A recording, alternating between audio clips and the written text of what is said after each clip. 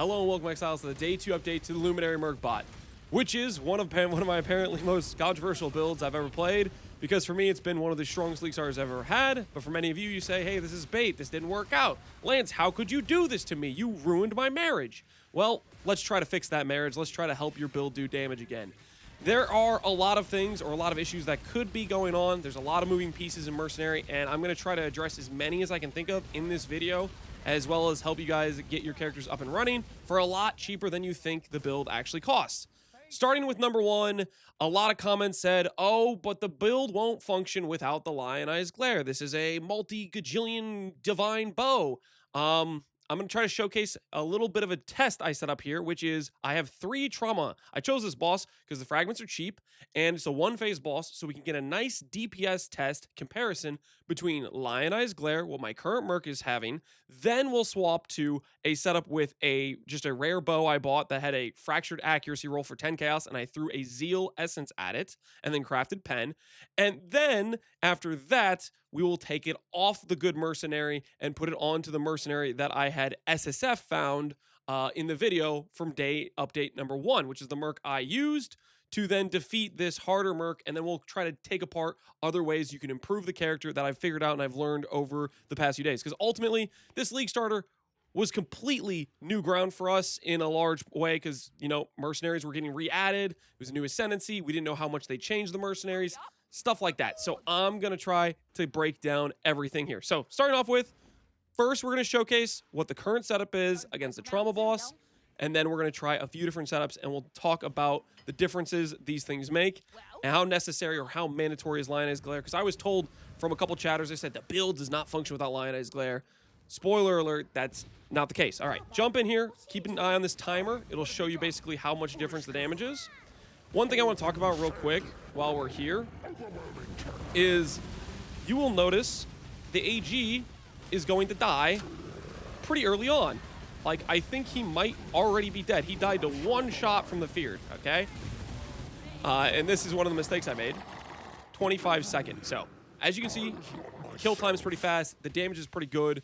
This is our character when we've been farming with this sort of setup for, I don't know, like 7 hours yesterday. Well, maybe about we were at this character power level around maybe our 15 hour of playtime, and we did a bunch of Ubers and farmed up to about 100 something divines. I almost was able to buy a mirror last night, but not quite. Stayed up too late. Mistakes were made. Now that is with a good Merc with the Lioneye Glare. Now I want to show you a. I can't seem to interact with my Merc. Is this guy like stopping me from interacting? That's interesting. I wonder if he's like looking at the Merc and therefore it makes it so I can't interact with the Merc. Which is really weird if this stops me from, because I need to take off. All right, I'll showcase something else because I don't know, something's buggy right now where I can't. I wanted to showcase this other gear, which I guess we'll do that in the next fight. Keep in mind, to about 25-second kill time for the trauma. We'll showcase the other setups afterwards. Let's go ahead and showcase some really strong improvements you can make to your character that are much more in the affordable price range, stuff to look into. So first things I want to show is some crafting currencies. Number 1 is the Kata Kohi's Ducat. What is good about this thing specifically? It allows you to add in enchants to your gloves, which essentially are basically stats you can get from tattoos times like 3. So for example, if you tattoo strength, you can get attack leech, which that normally goes to like 0.5%. For Ducats, it goes to like 1.5%. And I made a pair of gloves with these that remove sockets, but removing sockets isn't as big of a deal when you're not using Untouched Soul. And that gave the mercenary attack leech, which freed up another Eldritch Implicit. And this is one thing I want to showcase that you can do when crafting some nice gloves for your mercenary. I'll chuck this in here. We'll chuck in the Katakoi's Ducat, and you'll see etch over 1 to 3 sockets. So it's RNG between 1 and 3 sockets, and it cares about what attribute requirement the gloves are. These are dexterity and strength, which means they can roll attribute tattoos for strength and dex. So I'll click this, and you'll see a variety of things. Warcry CDR, that's a strength tattoo. Stun Duration, that's a strength tattoo. Attack Leech, that is a strength tattoo. That's what we want. That will basically make your Merc nigh immortal. From my experience, when I was first doing Ubers, my mercenary was kind of getting on the sketchy side of maybe you could die. I had to have to recall it. The second I got this leech on the mercenary, I stopped looking at the mercenary HP. It just was basically always full. Mercenary's baseline tank. I don't know how much DR GGG gave them, 90%, 80%, I don't know. It feels like they never come close to dying. Once you have attack leech, it's huge. So this is one of the huge improvements you can make. If you're a mercenary, you're ever worried about, oh, I have to manage its health a little bit, get yourself some attack leech. You can do it through that Ducat. Ideally, I guess if you're using Untouched Soul, maybe you'd want to only roll like one socket, but the Ducats aren't that expensive. Something to look into. Another really nice improvement you can do is when you get to the part where you're adding Abyssal Jewel sockets to your Mercenaries gear. This is one of the new currencies that's really cool. It's the Mercs Ducat.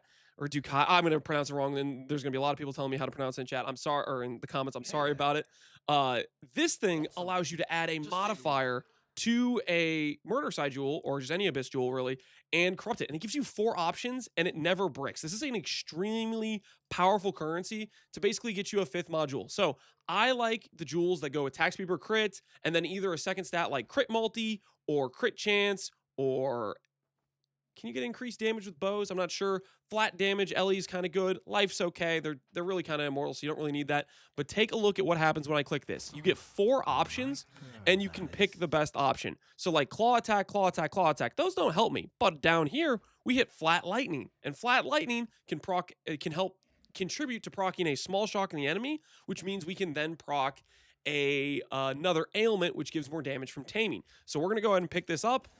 Really recommend it if you're looking at Abyss Jewels, even if you're not playing this build. This is extremely strong for any build that uses Abyss Jewels.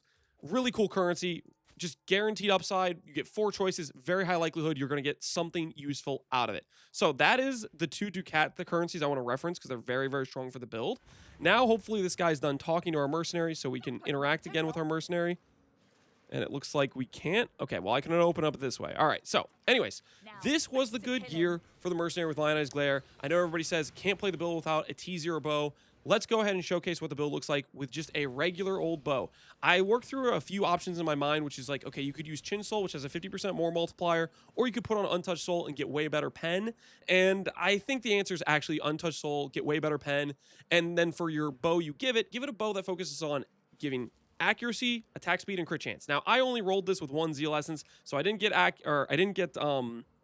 crit chance. Life gain on hits basically useless. Attack leech covers that basis, and then craft on pen. You basically care about the suffixes because those are damage. Those are multipliers in terms of how often it crits, how fast it attacks, and how accurately it hits the enemy. One of the important things about Lioneye's Glare is hits can't be evaded. You do need to give some accuracy to your mercenary. I think roughly about 2 accuracy rolls should be enough. The mercenaries come with a high increased accuracy rating. We run precision. A couple accuracy rolls should be accuracy capped. And of course, they have baseline stats. Like, for example, they have 355 dexterity. I take it back. You probably only need 1 accuracy roll because right there, 355 dexterity, that's literally like 700 accuracy. So you probably only need about one accuracy roll on your weapon or on your helmet, somewhere like that, and you should be pretty good on accuracy. Now, anyways, looking through my mind, I decided Untouched Soul I think is probably the play. It also opens up the ability to do a crit chance overcap lightning res mod later on, which could be really cool to build around for getting crit in your mercenary. So let's go ahead and showcase now. I'm going to unspec the weapon. You lose the 8% more damage per item equipped or unique item equipped, but I still think it's worth it because of how much value you get in pen from Untouched Soul, and rare weapons can be pretty good. So I guess I just have to click this to interact. So go ahead and put the amulet on. Notice they both have aspect of the links. This is not a quality Untouched Soul. This is just a basic one. Definitely quality. It's quality and maybe even get a volatile vaal for the all res. This thing can go up to, with a proper volatile vaal and quality, can get up to 18 all res per socket. With just quality, you get to 14, which makes it quite a bit better. But I have an unqualified one just to keep it budget. I bought a helmet, which has accuracy, which I now realize I probably don't need because of how much dex it has. I just got it. Basically, fire res accuracy is what I bought this for. Open prefix, I could craft Pierce. The reason I did this is so that way I could free up Pierce on the quiver. Originally, I got a 1 Pierce quiver because you need return to at least Pierce once. But you can do something like this, get Pierce on your helmet, and that means you can get an attack speed quiver, which is quite a bit better. This quiver has, I think I bought for 50C or something like that. It's a little bit of crit multi, some attack speed, fire res, bow damage. You could also benchcraft LE damage with bows, or LE damage with attacks for like 32%, which would probably have made this purchase a lot cheaper if I just went for an open prefix. But I digress. All right, so I put that on and put on this helmet. And now we've subtracted out the Lioneye's Glare. Let's go ahead and fight that boss again and showcase the difference in kill time. Does our character completely stop working if we don't have Lioneye's Glare? I'd like to stress, I don't think it does, but let me prove it to you with a little showcase here doing this fight. I'll summon Anime Guardian again. He's going to die to literally the first mechanic again. But we'll still showcase regardless how the fight goes. Now, keep in mind, when we did this last time, it did what? I want to say it was about 25-second kill time. Where did we kill? We killed in basically the exact same time. If you're thinking Lionized Glare is a mandatory item, you are simply just wrong. Now, when I bought it on Trade League on League Start Day, it was 50C. It was an awesome purchase for the price, but the prices went bananas. And quite frankly, I think I've showcased now that you really don't need it. And hopefully that reassures you, hey, you're playing the build. You're like, oh man, I can't afford that bow. Don't worry about it. Buy yourself a basic fracture of like T3 accuracy, T3 crit chance, T3 attack speed, and then use like a Loathing Essence for crit chance or a Loathing Essence for attacks or a Zeal Essence for attack speed. Use it on a spine bow or a thicket. Any of those sorts of things will work pretty well. Or just buy a bow that has decent suffixes already on them and then just bench craft yourself pen. You're going to be having some decent damage still. You do not need Lioneyes to make the build function. The kill time was almost identical. Next up, you're going to say, okay, Lance, your kill time's good, but that's only because you have a good mercenary. You have Return Proj. Return Proj, don't get me wrong, very strong. Does it make the build not function, though? Let's test that. So I'm going to put aside some of this gear, some of the good gear, and I'm going to take this weaker gear that doesn't have Lionized Glare. One thing real quick I want to mention about Lionized Glare. 50% more attack speed definitely works. Hits can't be evaded definitely works. Far shot definitely works. Those are all good things. The additional repeat, which would have made Lionized Glare actually like just way better than everything else, does not double the vaal eye shot clones as far as I can tell. So in my mind, it actually just is a little bit better than a rare bow. But a rare bow, if you have it, you can be wearing something like Untouched Soul, have more fire pen. You get where I'm going with this. That's how the DPS ended up being fairly similar. So let's go ahead and showcase now. If I take off this gear from my good Manyshot that has Return Proj and Vaal Eye Shot and regular Eye Shot, if I take off this gear from this Merc and I go put it on a Merc that doesn't have Return Proj, does it still do good damage? Now, it should be noticeably lower. Don't get me wrong. Return Proj should be straight up doubling the damage. It should be noticeably lower. But is it lower to the extent of making the build not function? Absolutely not. I think the reason a lot of people are thinking their builds aren't working, they think it's because they don't have the correct mercenary or they don't have the Lionized Glare. But really, the bigger answer is it's a death by 1,000 cuts. There's a lot of small things that stack together to make the build function. And I'm going to try to go through all of those so that way you can figure out the holes in your build that are making your damage not really perform. And let's go ahead. So I'll invite. So you'll see this is the 78 Merc that I captured on the day 1 footage, and you could go back and check the footage. This is literally the one I captured at the very end there. Keep in mind, I showcased it, and people were probably thinking, oh, that was a terrible showcase, but I did it on the fly where it's like, oh, I just captured this thing. Let me just chuck on all the same trash gear I had for my combatant, and the gear wasn't really what you want on a mercenary. It was like some crafted flat damage numbers, which is terrible at the time you're in maps. You really want to go for like increased elemental damage. I didn't give it a good bow. It had a bow that had bad attack speed, bad crit chance. Like it was not an ideal setup. So I think people got the wrong impression. I just wanted to showcase because I was like, oh, I found this in the map finally. I've been looking for this when I was at League started. There weren't any on trade to begin with, so I was just trying to, self-farm mine. So that's what I was trying to show. Anyways, let's go ahead and do another trauma to showcase. Let's say you just have a Vaal Eye Shot, you don't have Return Proj, you have some mediocre additional skills. Like this guy, I think, has Frost Bomb and Dash. One thing I want to note, and I think this is the biggest issue. From what I can tell from people talking, they said they've been farming hours and hours to find a Merc. And I think the issue here is I tried to stress that movement skills will detract from your damage. But I think what came across is people thought it was an outright brick. At least that's what I'm guessing happened. Because the only way people are spending so much time to farm Mercs that I can understand is they've been skipping over Mercs that would work because they see like, oh, there's a movement skill, I'm not going to try it.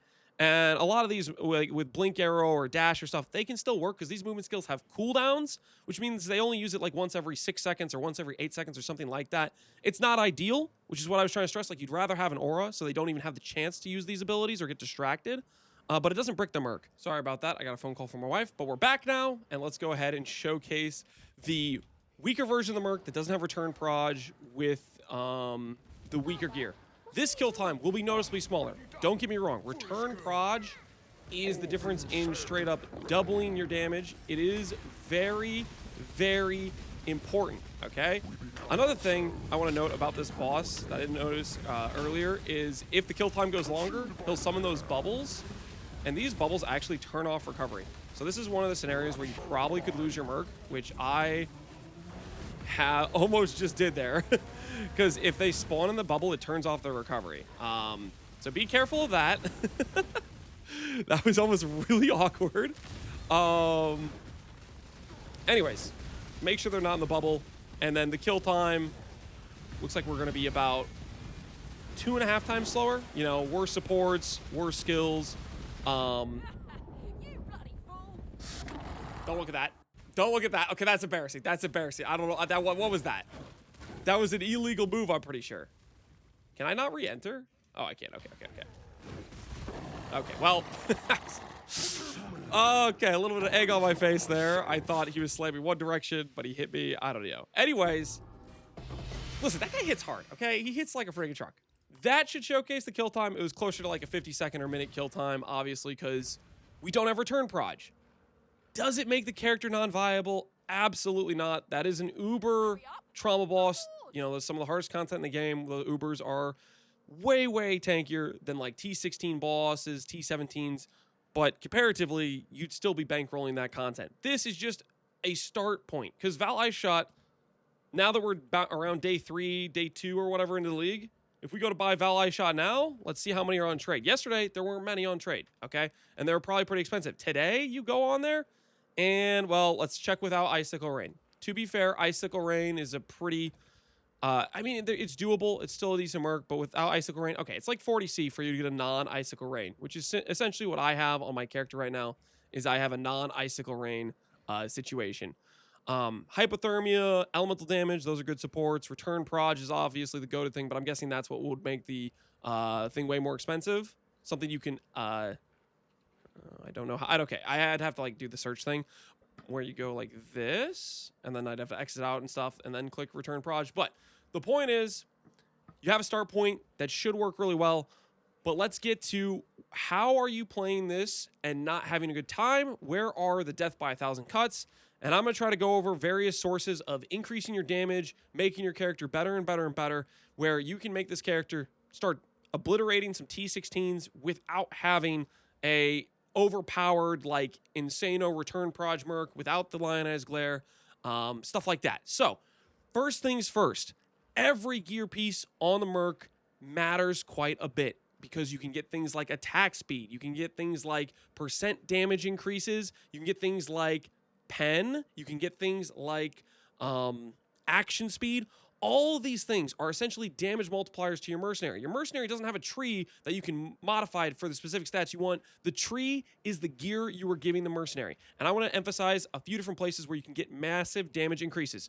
So number one, and this is by far and away the biggest thing, your first big investment of the character is enmities. Before you have enmities, mercenaries do not have much access to penetration. Like when we play a build, we can grab Fire Pen at like level 31 when we do Ciosa. Can a mercenary do that? No. The mercenaries do not have built-in pen. They don't have the ability to grab the chance to invert res on their passive tree. They don't have like nodes like this thing on their tree, which say 10 pen.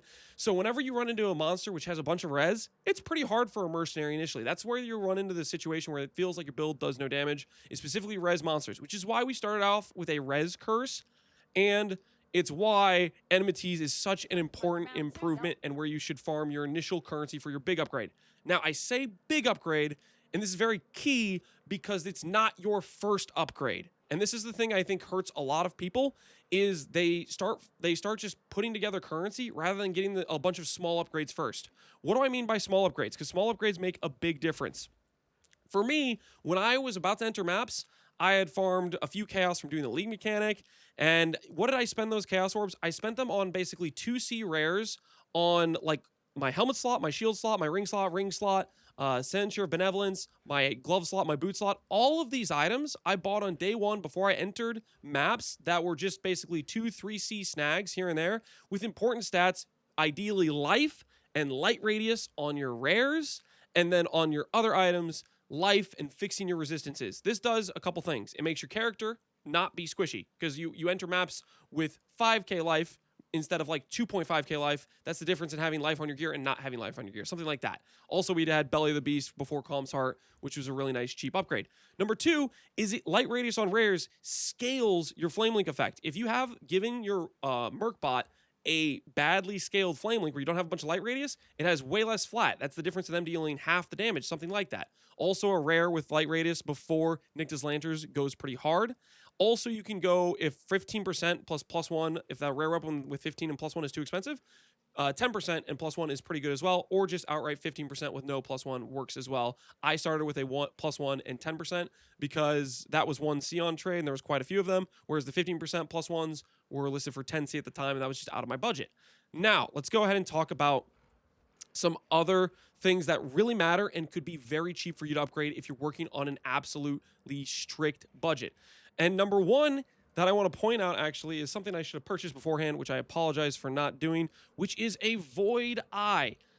Early on, gem levels for the Flame Link skill are actually king, because initially your character doesn't have really good life gear. It has okay life gear. You don't have a level 95 tree, which would give you a lot more increased life passives, and you don't have a bunch of extra flat life, because every time you level, you get a certain amount of flat life from the game. So let me kind of showcase what difference a Void Eye makes in the Flame Link. So right now, this Flame Link says it gives 800 to 960 damage. That is the base number before the light radius and the buff effect are applied. So keep in mind, just another thing I got asked a lot about is, Lance, I grabbed light radius from this mastery, but it didn't change the number. It is done on like the back end of the system. It doesn't show you on the tooltip. The tooltip is telling you the base number you get. This number scaled from light radius is after this. So let's just go ahead and showcase this real quick. I have my Flame Link right over somewhere right here. And I gave up more duration on War Cries to do it. But if I put on a Void Eye, and hold on, let's showcase the difference right now. It is 848 to 962. I guarantee you this number will go up by actually quite a bit. 979 to 1100. Honestly, quite frankly, I right now should be using this. I was stubborn about it. I didn't use it. I didn't bother upgrading my gear. I was being lazy. But this probably would give my character straight up 20% more damage. The other thing about this is your Flame Link level matters a lot. One of the first early cheap purchases I would consider looking at is buying a Flame Link that's already like leveled. Because people will level these, they'll miss their corruption, and they'll resell their gem for 1C. A 1C level 20 Flame Link versus a level 15 Flame Link, which is what you're going to enter maps with, is a very big difference. If I can try to showcase this, you'll see this does, 170 to 250 or whatever. A level 15 does 112 to 168. That's a big difference in flat damage. So I'm trying to emphasize, Void Eye, really cheap upgrade you can go for early on if you're shopping on a budget. That's one of the things that can help you. So life on your main character's gear, light radius, gem level, make sure you buy a higher level Flame Link and use something like a Void Eye. Really good early game stuff. A little bit later on, when you have a bit more currency, I don't know what the prices are at, maybe they're going to come down, I would imagine, for like Nycta's Lantern and Rot Mothers. These would be 2 of your upgrades you'll do on your character earlier on when you get the budget for them, but this will be after Enmities.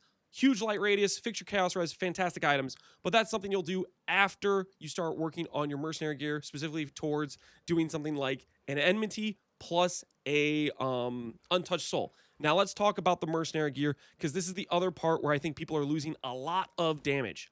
So initially, when you're talking about that super razor-thin budget where you can only afford like 1C per gear piece, 2C per gear piece type of thing, we're talking about rares that have attack speed and % increased elemental damage. During my campaign run, when I was level 32, I benchcrafted flat lightning or flat fire, because at that point, I didn't have a big Flame Link. By the time you're exiting the campaign, your Flame Link is giving multiple thousand base damage, which means a more important stat to increase your Merc's damage is attack speed and the % elemental damage with attacks, or even the benchcraft, the Leo benchcraft for % increased damage. So if you buy a ring that has like attack speed, elemental increased damage, and you benchcraft % damage, that is a nice solid ring to go with over just a ring with some flat damage.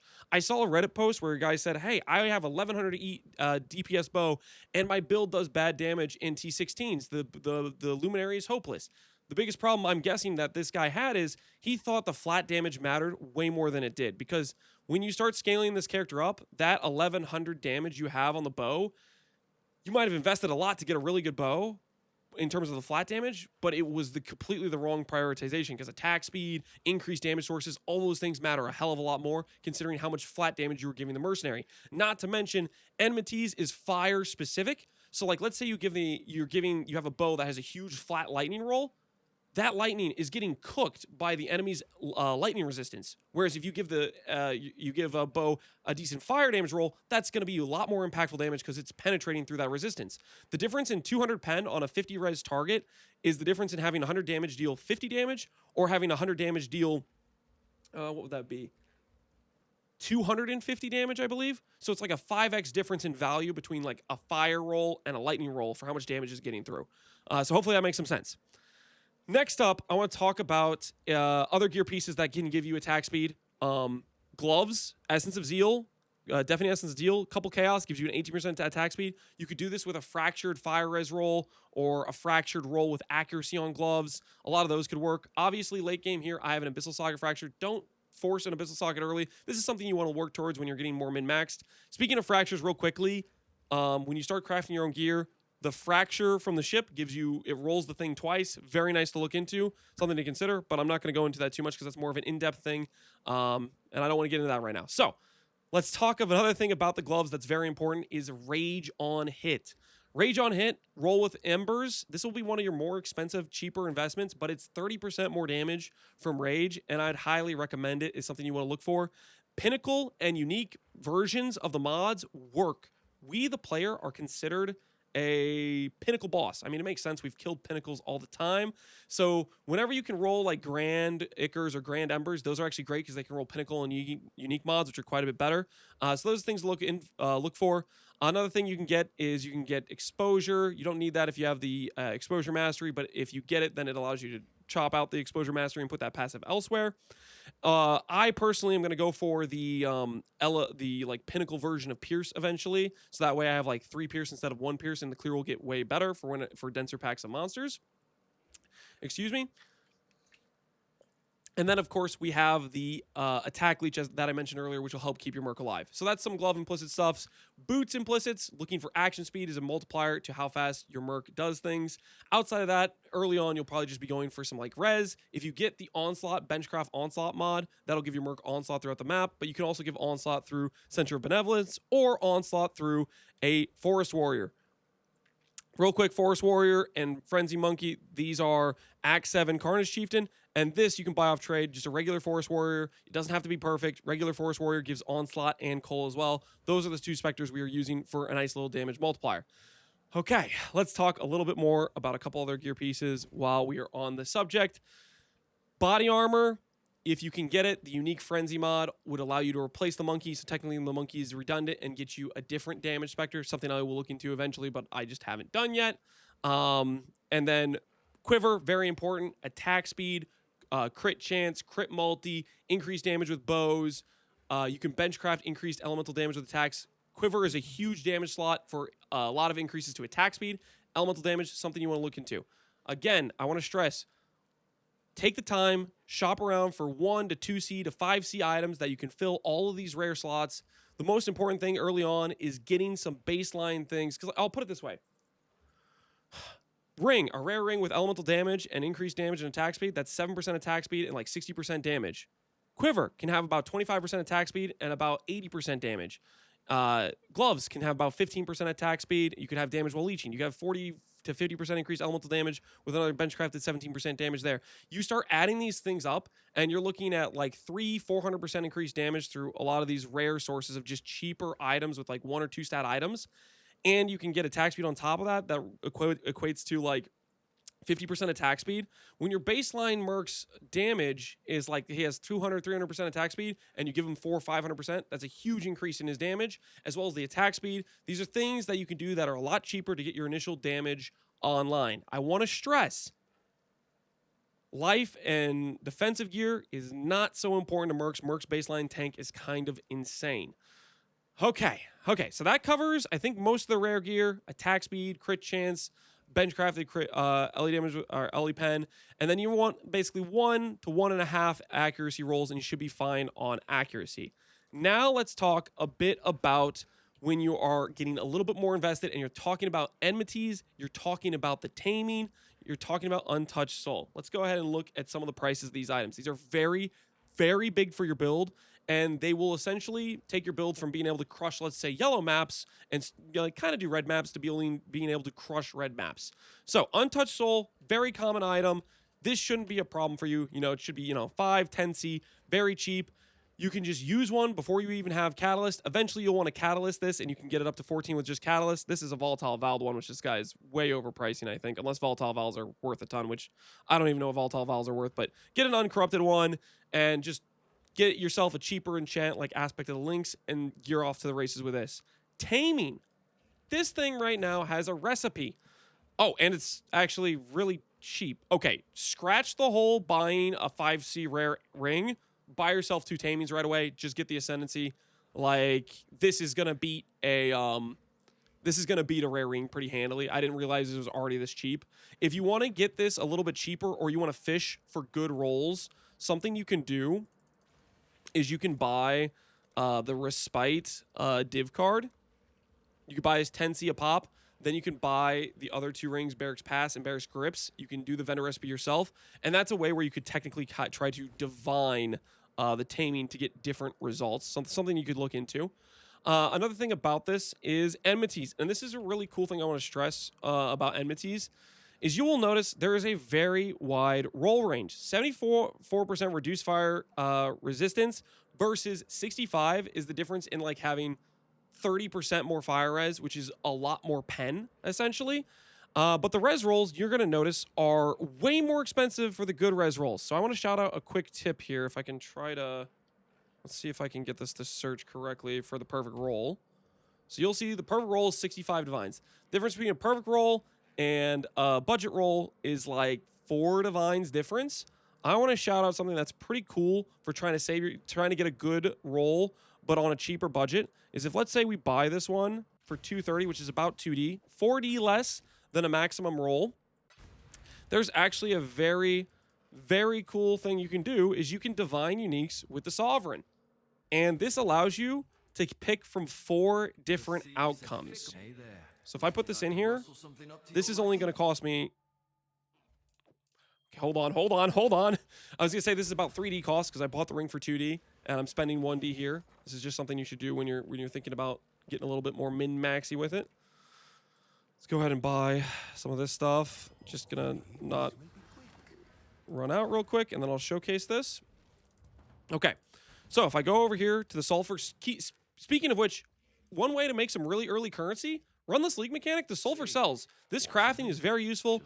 It's a ton of people are doing it. Like I bought 37,000 of this sulfur for like 50 chaos or whatever. This is how you could get some really early upgrades, is doing the league mechanic. All right, anyways, go ahead and showcase this. This divines 4 times. It 4x's the value of your divine, and this is the cost of about 12, 13 chaos. So we've spent about 3.3 divines, and with 4 rolls, we can pick a pretty good roll. So you'll see 73, 71, 73, and 68. Now, 68 isn't quite perfect, but it's pretty dang close. And this is maybe a way where it's like you can't quite afford 6 divines, but you can afford 3. So that way you don't have a completely garbage roll. Let's see if I'm crazy or not about this. Maybe we got unlucky. Maybe that's about a little bit better than average for 4 rolls, but we'll see what, if let's say we were getting a negative 70 roll. How much would a negative 70 roll? Would it cost 3 divines? Yeah, it's about 3 divines for negative 70 roll. Let's try 68 to see where we're at. Maybe we didn't make a better roll. It's about 3 divines. So technically, I guess you could just buy one that's a little bit off perfect. Maybe it's not the best advice, but something to consider. I think it's really cool. You can 4x the value of a divine. We'll see how the price of these things stabilize. Eventually, they're going to be priced around volatile valing for getting those really good rolls, which are extremely good for getting your pen to a higher amount. Right now, on these mercenaries, if you look at my stat line, and this is with Untouched Soul. Obviously, I haven't like qualityed it and stuff, though. This is still not at the maximum cap, so there's still like another 60 pen we can get on Untouched Soul. But anyways, that's talking about enmities and how you can save some money on it. Potentially. You could also just not take the risk and just try to buy just a better divine roll for 3 divines. Just something I want to showcase because that divine thing I think is really cool. Okay. So, your Merc gear, your character's gear, it's death by 1,000 cuts. Make sure you're buying an okay piece for every single gear slot. Void Eye, get a base level 20 skill. This will help out your base damage, your flame link. Quite frankly, I should have been using Void Eye a long time ago. Shame on me for being lazy about it, because those +5 levels are pretty dang good. Eventually, we'll move to like Empower and stuff, but that's more like when you're min-maxing. And then, let's see. Is there anything obvious I want to talk about tree-wise? Okay, tree-wise. Right now, I've been really, really lazy about fixing my tree. I've just been getting levels here and there, and I've just been grabbing life nodes. Right now, with the level my character is 94, and the fact we're trying to look at a better budget, I should be redesigning this tree for like the Breach Jewel. I kind of want to let go of War Cries. I want to have less buttons to press. I want to make the build more chill to play. So I'm going to be redesigning this tree a bit, and that will happen in the next update video of what we're going to go for. So yeah, that's some of the future plans. Another thing I want to stress too is, I guess I wasn't super clear on this, but I was trying to be clear about this. Manyshot is the one I wanted to play. I think Manyshot is a very nice, well-rounded skill that can do both clear and good single target, but it's not the only good Merc that can exist. Things like the Blade Ambusher can be very good single target early on. Things like Combatant can be also a nice, well-rounded one.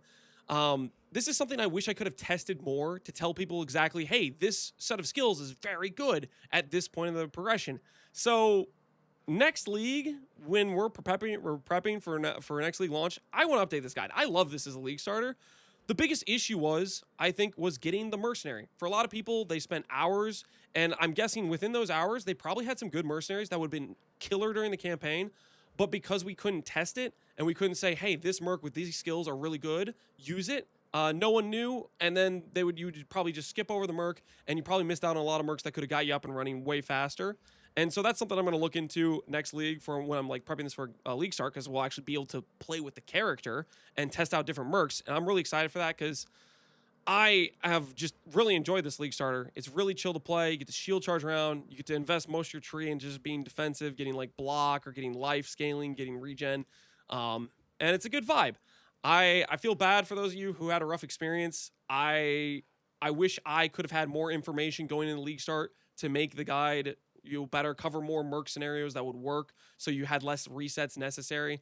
Obviously, going into this, I said at the very start, I was like, hey man, this is getting re-added. We don't exactly know how good various Mercs are, if they've rebalanced and stuff like that. It kind of is what it is. But hopefully these things I've gone over for the day 2 update will help you get your character really popping off. I'm going to keep upgrading it. I made a wager with Connor, Rutu, and Aloha to clear a blasted Monolith with a Merc bot, which I don't even know if that's possible, but we're going to have a long road of cool min-maxing stuff in front of us. I'm probably going to do some other mercenary-like setups, not just Manyshot, to showcase there's some other really cool things you can do with it, but that's just going to be part of the journey of the Merc bot, and we're going to be doing some more updates on it, and that's the plan. And lastly, I want to say, for the first time ever, I've always done these videos where I record them and then edit myself. And I try to do like a decent job going over like the build guide and stuff I'm going for. Stuff I've not been able to do is make like some compilation videos of progressive characters and capture like how we've done throughout things. And this league, I was reached out to a guy who wanted to try editing some compilation type videos, and he worked on doing one that covered my campaign run of the Merc. So we're gonna try to post that video, I think, tonight. And guys, give him some feedback. You know, it's his first time doing an edited video for me, and I want to see what you guys think of it. I don't really have enough time, because normally I just stream and then I just do stuff with my family, so I don't have a lot of time to edit more like involved videos, like going through and doing a compilation cut. And if you guys like that content, I would like to continue to give this guy some money to do it if he does a good job and you guys like it. So please give some feedback on what you think of the video. That'll be later today. And it'll just be covering the campaign run of the Luminary, and then maybe he'll do a compilation of some other things, like how to do various crafts for gear, and that way you can see like, oh, if you're working and you want to see like a video that just cuts to right all the different things where we're actually doing the crafting steps, stuff like that. Anyways, this is a long video, and I kind of need to like drink some water and breathe a little bit, so we're gonna call it here. Thanks for watching, Exiles. Hopefully you enjoyed. As always, take care and good luck out there, Exiles.